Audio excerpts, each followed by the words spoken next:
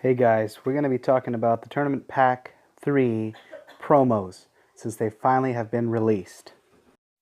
First, let's start off with the Blue Kaioken Son Goku.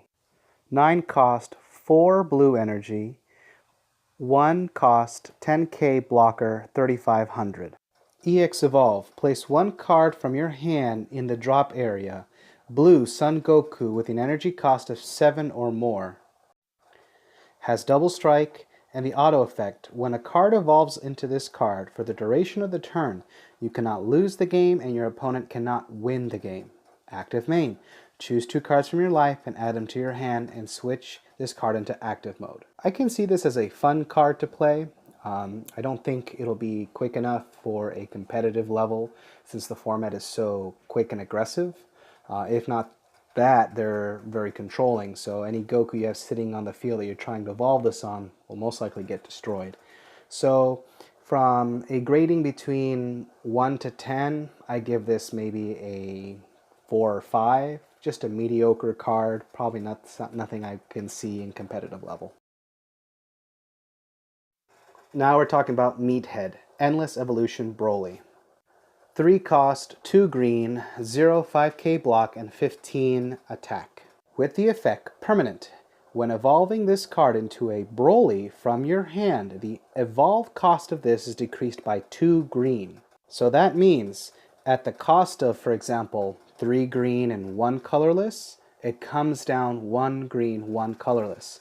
So if anything, for example, has a cost of 1 green and 5 colorless, it doesn't go down one of the colorless, only specifically the color green. Now its auto effect, when you play this card, your opponent chooses one of their battle cards and KOs it. So this is what Broly needed. Pretty much by turn 2 or 3, if I did it right, you can get your final evolution Broly. Now Broly engine is really good if you're able to get it off.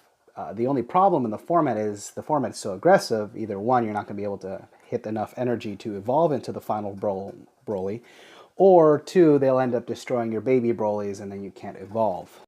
So this Broly gives you more targets, either to evolve onto or to search with baby Broly's effect. Now what's really good too is this destruction effect. Yes, your opponent gets to choose the card that they destroy, but think of it this way. This usually will be summoned by turn 2 or 3, depending on what engine you're playing. So they'll usually end up having 1 or 2 cards on the field. So it just applies a field control and which applies pressure onto the opponent. So when it comes to a rating level between 1 and 10, I would give this possibly a 7. It is playable. It does make Broly engine playable. Now, it all really depends how the format evolves. If the format is super quick, which is looking like where it's going to be, it might be a little bit hard for Broly to keep up. But still, that doesn't mean that Broly's out of the picture. This really makes the Meathead shine and possibly can come into the format as a rogue deck. Baby Dawn of Vengeance. 3 cost, 2 red, 0 5k, 15k attack. So this is an interesting card. It only is specific to Machine Mutant. So if you have a Machine Mutant leader, choose up to one of your opponent's battle cards. It loses 1500 power for the duration of the turn. If the power falls 0 or less, you KO the card.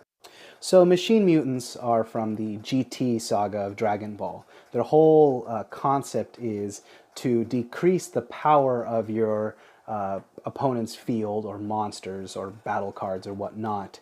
So they end up lowering their attack power and then you just go in for the push. Now this Baby Dawn of Vengeance is definitely going to be a staple in that red Machine Mutant deck. What's really cool about it is it allows you to control the field either by decreasing the power so you can punch through the battle card or destroying a battle card on the field. This baby is going to be definitely a staple in the Machine Mutant deck. A 3 cost, being able to blow something up or control something is really, really good.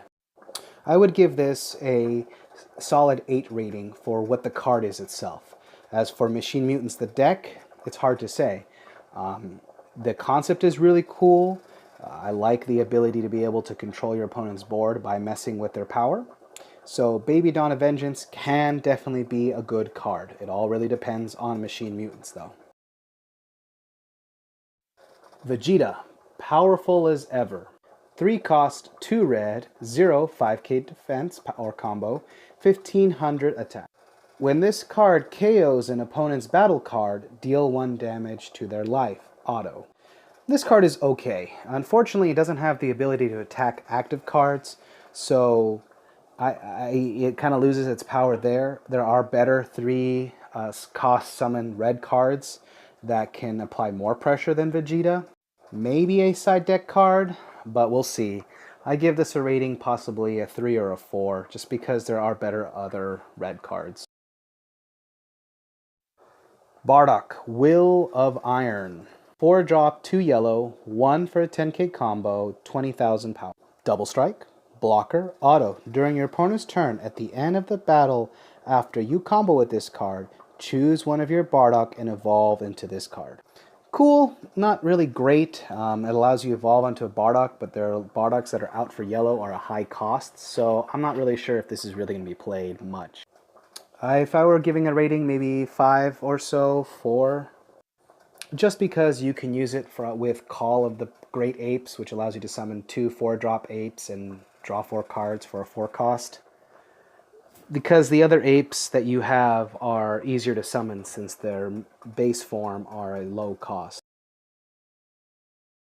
Let's talk about the Waifu, Perfect Support Bulma. 1 drop, yellow, 0 5k, 1000. When you play this card, choose up to one of your opponent's battle cards with an energy cost of 3 or less and switch it to rest mode. This is pretty much like a better Goldo in a sense, if you're not playing a Frieza clan, a leader. So, a really good card, definitely a side deckable card. Sadly, it doesn't have a blocker, so it can't beat Goldo in that sense. But I would definitely give this a 8 or 9 rating. Definitely we will be seeing this in yellow decks for sure, because Waifu. Increasing Evil Frieza, 6 drop, colorless, 1 cost for a 10k block, 2500. Xeno Evolve 6, Frieza. Play this card in active mode by sending the specified card from the battle area to your warp, triple strike. Auto, when a card evolves into this card, randomly choose up to 2 cards from your opponent's hand and reveal them. If the revealed are battle cards, play them, and their skills are negated. If they're extra cards, place them to the drop area. This guy is definitely interesting for your Frieza decks. It doesn't require a specific level Frieza, just a Frieza to evolve on with 6 energy. Then you get to disrupt your opponent's hand. This is definitely a cool card because you're able to apply that huge pressure with that triple strike and mess with their hand. I definitely give this a 7 to 8 rating. Because of the high level cost may be hard to see, but definitely can be teched in any Frieza deck. Really cool. Scientist Fu, 7 colorless, 1 cost, 10k blocker, 2500 attack. Overwhelm 7 with 1 cost. If you have at least 7 cards in your area, send them to the warp, and you can summon Fu. At the end of the turn, Fu goes back to the warp, or Overwhelm. Double Strike. Auto, when you play this card using Overwhelm, draw 2 cards. This is a really, really good card. For a 1 cost, you get to draw 2. I can definitely see this run in many decks, especially if they have good graveyard control. I give this an 8 or 9 rating, just because it can be played in any deck, and that plus 2 draw and a 25k double strike, that's going to be applying a lot of pressure and getting you a lot of advantage. I can definitely see this card played in a lot of decks. Thanks for watching, guys. Please tell me what card you're looking forward to and what you're going to do with it in your deck. Like and subscribe for more content.